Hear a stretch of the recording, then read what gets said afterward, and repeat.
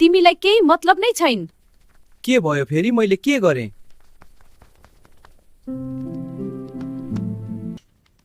मिमी सुन न।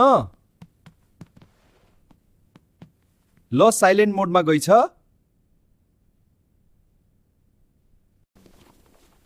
आज के भयो यसलाई? मैले के गल्ती गरेँ आज? ल बुझ्नै सकिन्। ल भएन, अब फकाउनु पर्यो। हुन्छ, आज मिमीलाई उसको मन पर्ने खाना बनाएर दिन्छु। अनि कस्तो नफकिएला। आज म आफै पकाएर मन जित्छु।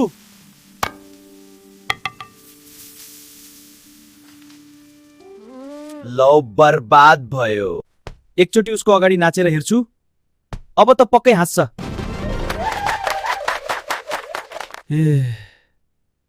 हाँसिन् त। मलाई माफ गर्न मिमी, के गल्ती भयो पनि थाहा छैन।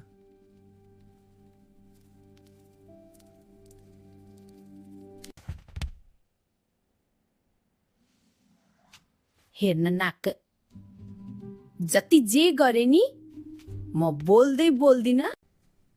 जति गरेर नि भएन। अब त उसलाई राम्रो गिफ्ट किनिदिन्छु, अनि सायद मिमी खुसी हुन्छ होला कि।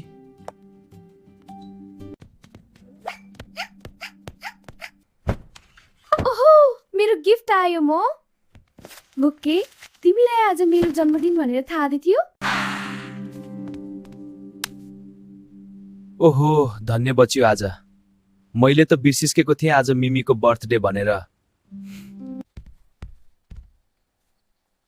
के तपाईले त बिर्सिनु भएको छैन नि?